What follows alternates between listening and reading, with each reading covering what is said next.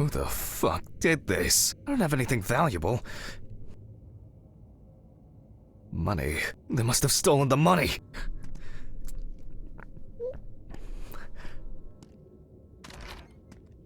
Fuck! Great. That's all I need. What if it was Red Pete?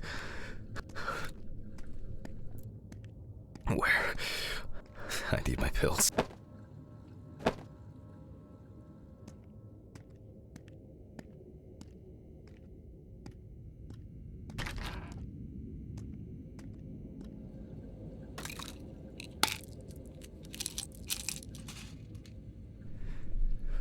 Okay. I'm gonna have to report this to the police. Christ. Why did the neighbors not report anything? I'm calling Steven. Steven? Now, Jack, I told you I'm going for a drink with you for another night in a row. That's not why I'm ringing. Although I could do with one. Someone broke into my apartment. What? Did anyone see anything? Have you called the police yet? No, I don't think so. Anyway, no one contacted me. As for the police, I'm calling right now, officer. All right. Do you want me to head round? Look for any trace evidence? I don't know. No, I guess not. Honestly, I don't have the strength to deal with it right now. I just want to lie down.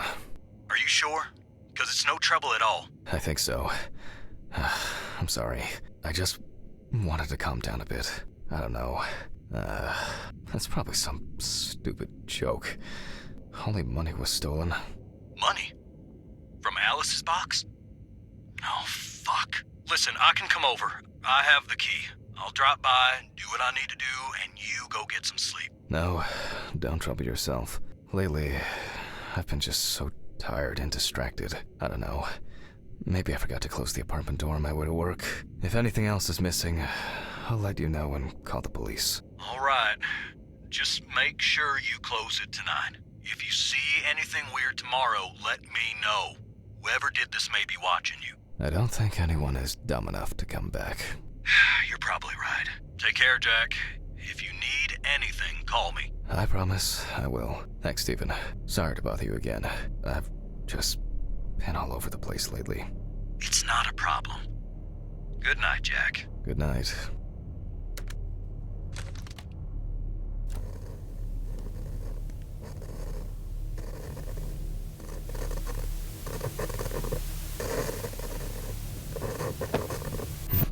What? I guess I should clean this shit up. Where to start? Shit. The glass in this thing needs to be replaced. To be honest, I could leave it like this. There you go. Jack, why? I think I'm just tired.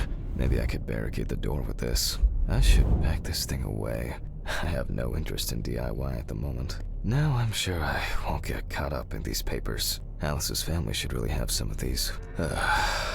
What a mess. Now if only I could blame this on the burglars. That's enough for now. Jeez, I'm exhausted. I'll get the rest in the morning.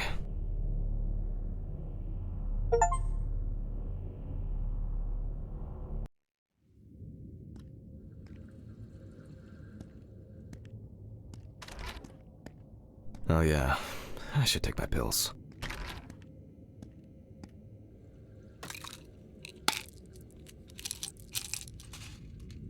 I feel like it takes me forever to finish these things. That's enough. It will never look clean. I need to quickly change and finish getting ready. I'm gonna be late for work again. Got my keys, got my files. Check. Time to go. Remember to close the door properly, Jack. I'll ask the neighbors tomorrow if they saw anything suspicious. Ugh. I wonder if Ridley fixed the coffee machine.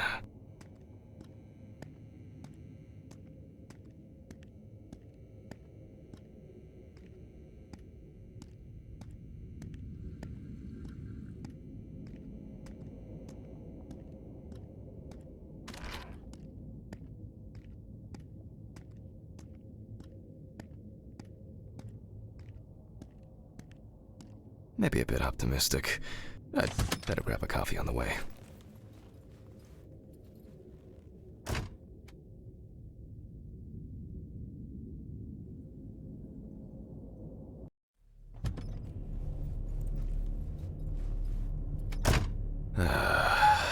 I'm exhausted. At least it's quiet here. I wonder who Stephen brought in today. Good morning, Mr. Ridley. Oh, he's not here yet? No, I'll deal with Adam.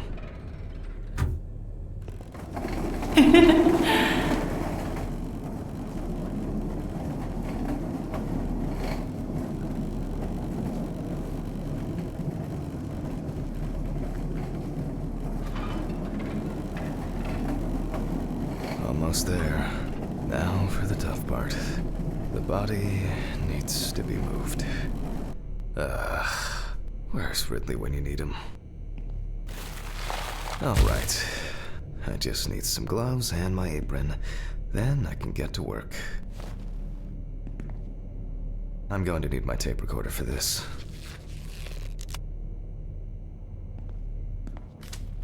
Autopsy dated November 22nd, 1991.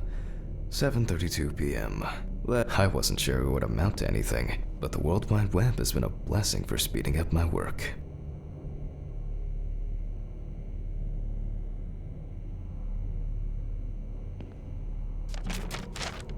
It's most likely Harper Lloyd, age 35, found in a well-owned house by her neighbors Leonard and Dorothy Chelsea, reported missing for a week. Firefighters found the body after the Chelsea family began. It is also known that the deceased was the last person who had contact with the police records also show that Mrs. Lloyd was in constant conflict with her neighbors. Better do it quickly. Okay, that could have been worse. I carefully removed the victim's clothes so as not to damage the skin. The deceased was one shoe was missing. I'm going to need the camera to document all possible suspicious marks. Definitely the first thing that stands out is the very advanced post-mortem gigantism, including clearly visible post-mortem lividity. The skin of the deceased appears very delicate, smooth, and relaxed from being in the water for a long time. The whole body is extremely pale.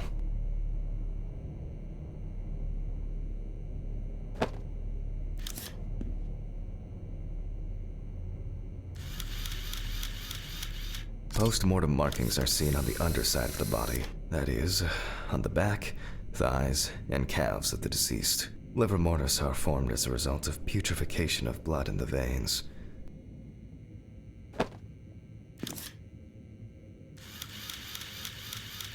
There are bruises and hemorrhages on the neck. These usually occur due to increased inhalation when fighting to breathe underwater. It's likely that the deceased was lying on her back when she was fished out.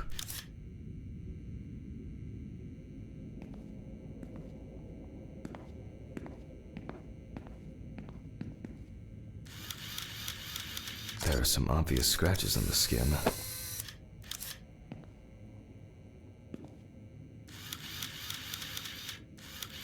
The skin on the hands can be easily separated from the body. The separation takes the form of a glove.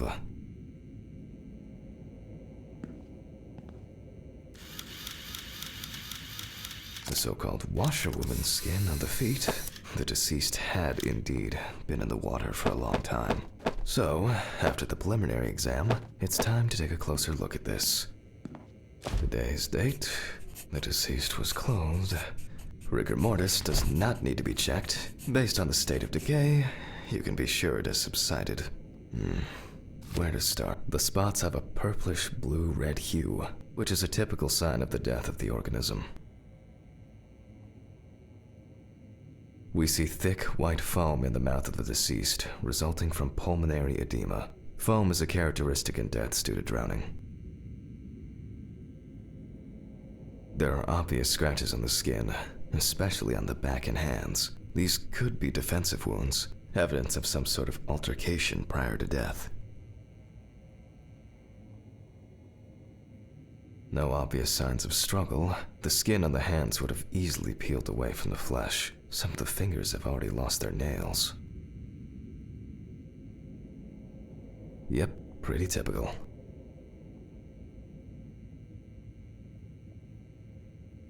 Due to the fact that the deceased was wearing shoes all the time, her feet are in better condition than her hands. Nevertheless, we can still notice a clear, wavy skin and the so-called washerwoman's skin texture. Okay, that's probably enough to indicate a direction for further examination. I'd better note that down in the records. There doesn't seem to be any hands heavily diffused considering that marks found. Those abrasions appear relatively fresh. No healing or scarring is visible.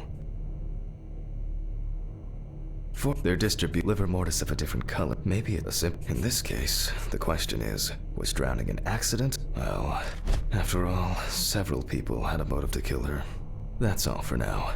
Before I begin the dissection, I'll make sure the suggested identity is correct. I'm going to conduct a dactyloscopic examination. If in fact the deceased is in the police database, I will find her. Alright. The suitcase with the fingerprint equipment should be around here somewhere. Oh, here it is. With decomposing bodies, the tissue of the pads and the fingers tends to shrink. If the body of the deceased is well preserved, the fingerprint sheet should always be checked. Slipping fingers, too much or too little ink, or inaccurate hand position can make fingerprints illegible. Okay, I think I have everything. I'll move on to the actual examination. Glycerin is injected successively between the nail and the skin of each finger. The substance then enters the fingertip, removing shrinkage and wrinkles.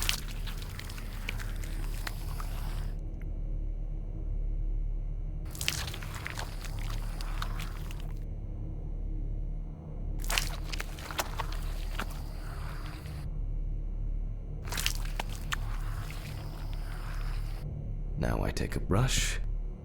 Only when the skin is taut and elastic can you use ink.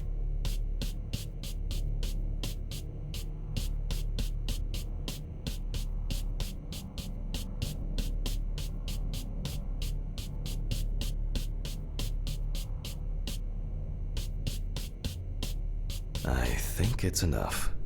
I'm getting fingerprint samples. In the case of drowning victims, you have to be extremely careful. The skin may fall off the hand like a glove when you take the print. The skin of the deceased is extremely delicate, but it worked. I'll use the fax machine to add the print into the system. Green button, and send.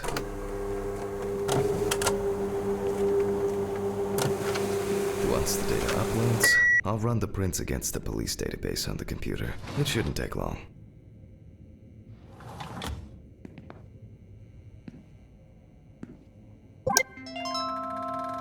Great, the data is there. Click upload. Now, go through the database and find a matching print. Expect possible hours of fun. One more. Analyze button. And we have a result. Everyone has a story to tell, even if it's just a police record. So, as predicted, the deceased turned out to be Harper Lloyd. That went smoothly. I'll print this out and attach it to the medical records.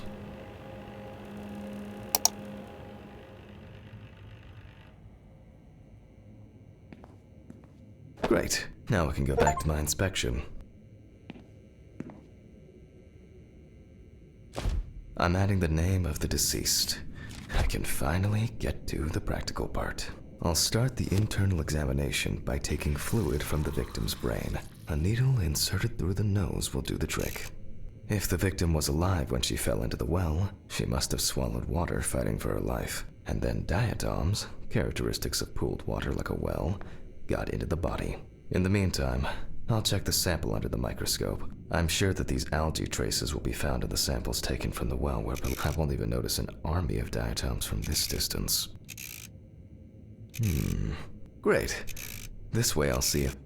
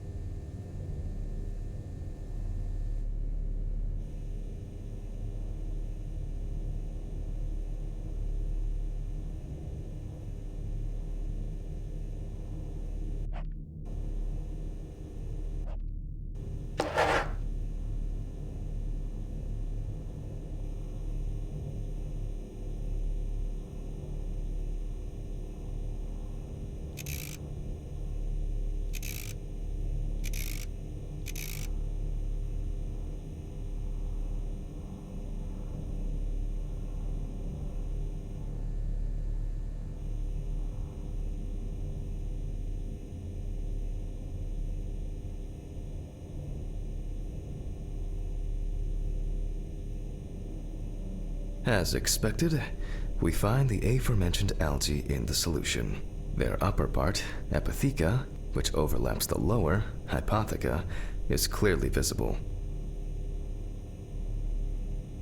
The presence of diatoms in the brain samples taken indicate that the deceased was certainly alive when she fell into the water and was possibly conscious. Since there were diatoms in the brain, it means that many more of them must have entered the body. Studies of the rest of the organs will most likely confirm this hypothesis. I move on to an examination of the abdominal cavity.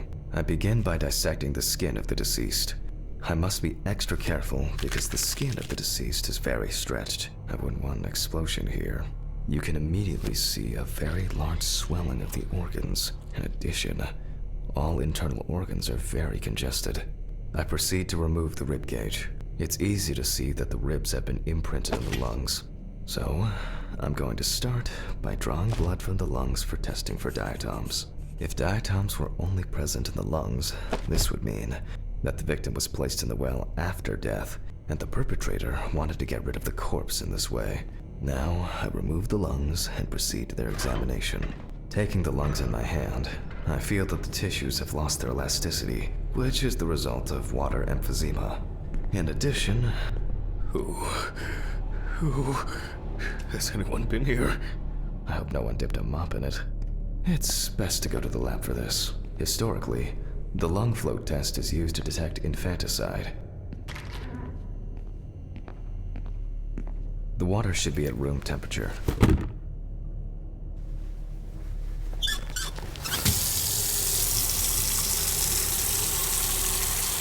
That's enough. To test for this, I have to place the lungs in a container of water. This checks if there is air in the lungs. And speaking of lungs, everything is ready to bring them here. Of course, such a study isn't without flaws. Air may have entered a newborn's airways during resuscitation. Oh, Jesus.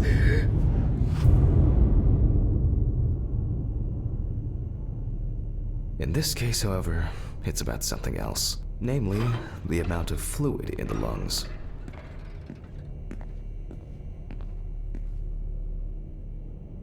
To test for this, I have to place the lungs in a container of water and wait to see if they fall or if they will float on the surface.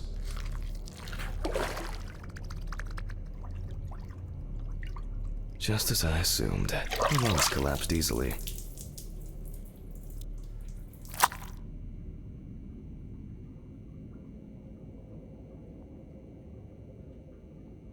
Fluid could have entered the lungs during panic attempts to catch breath underwater, but it could also be the result of bacterial infections or cancer, so further investigation is needed.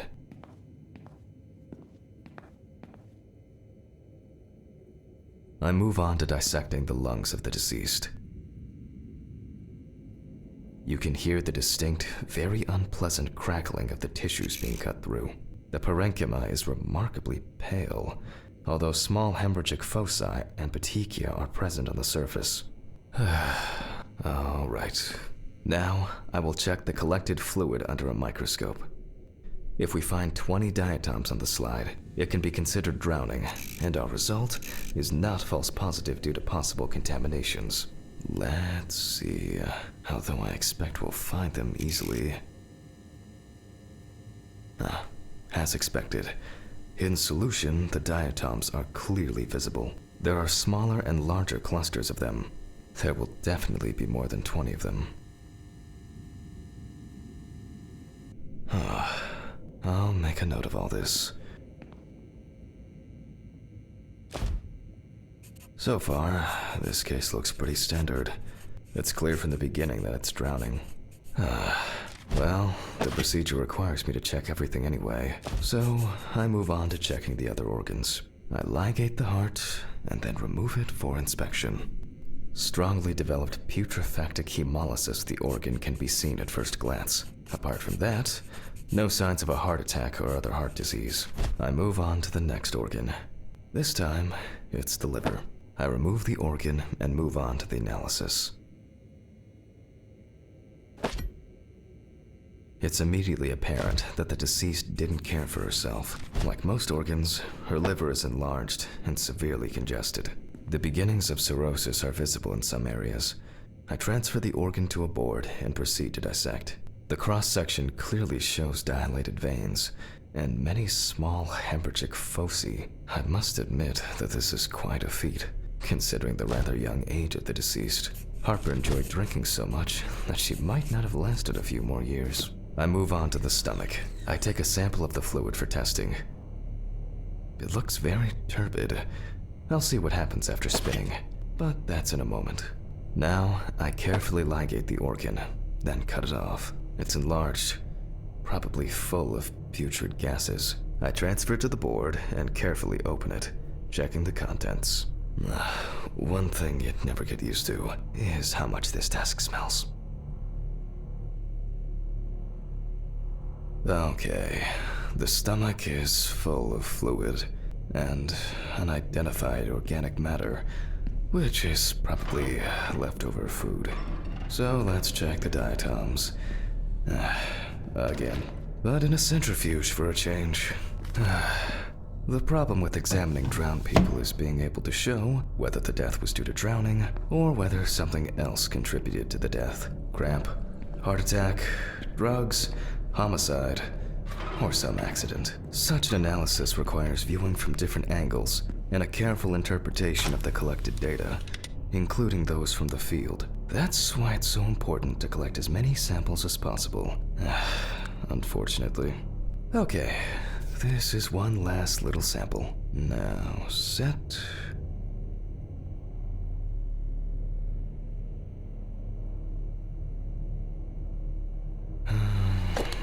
If Dorothy were here today, I'd have her do it. I prefer working closer to people.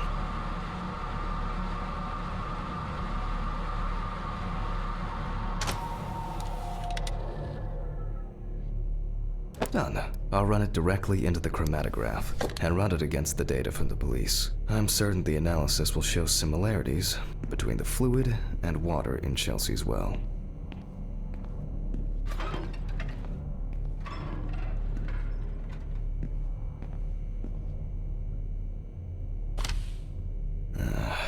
Let me think.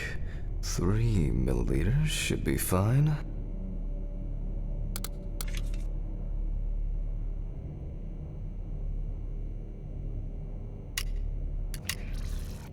Okay, now it's the chromatograph's turn.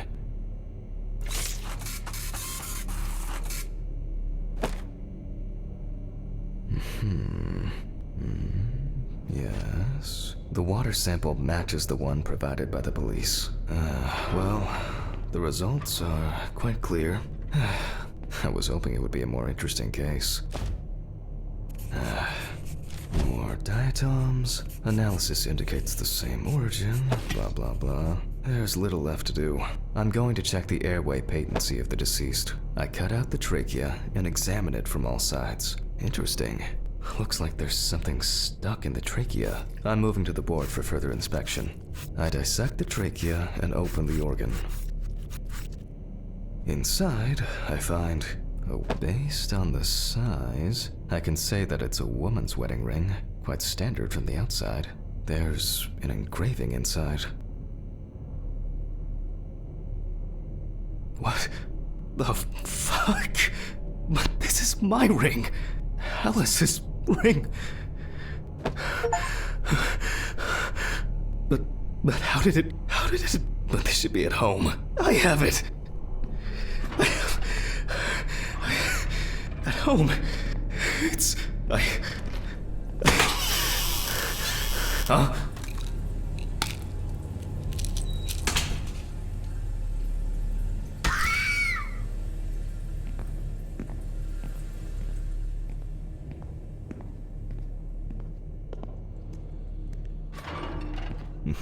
Mr. Ridley. Mr. Ridley! What's all the ruckus? I need to go home. Immediately.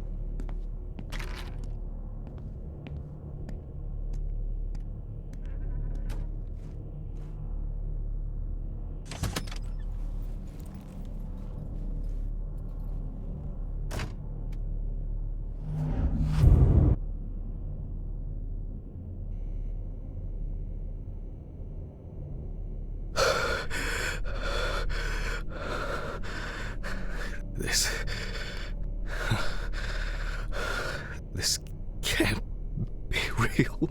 Where is it? Where is it? Where?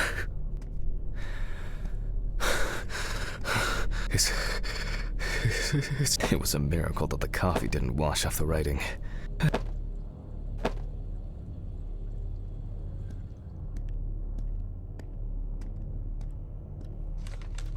This is sick! Fuck!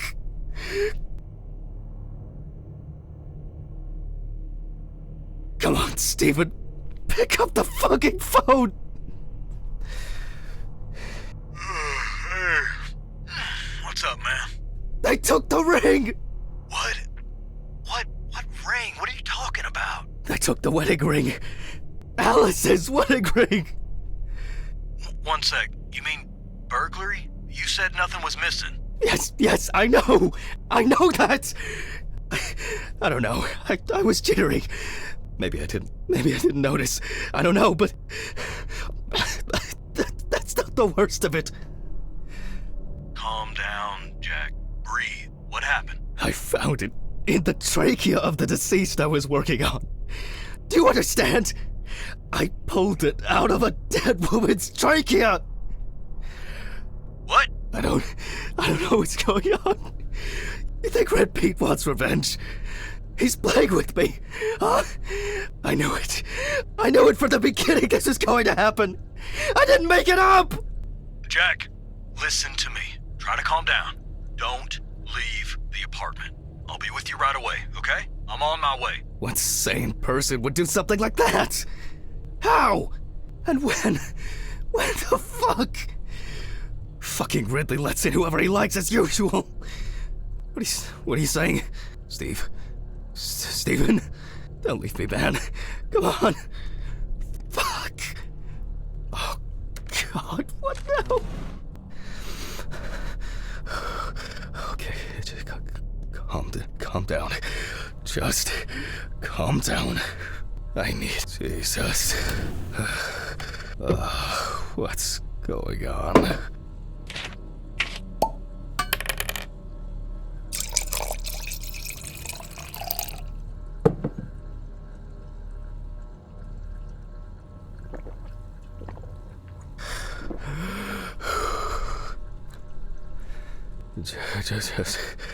Just one sip more. Yep.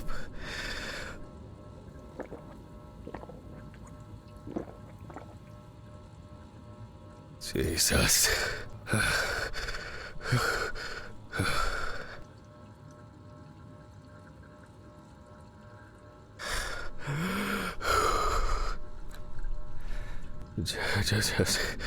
Just one sip more. Oh, God.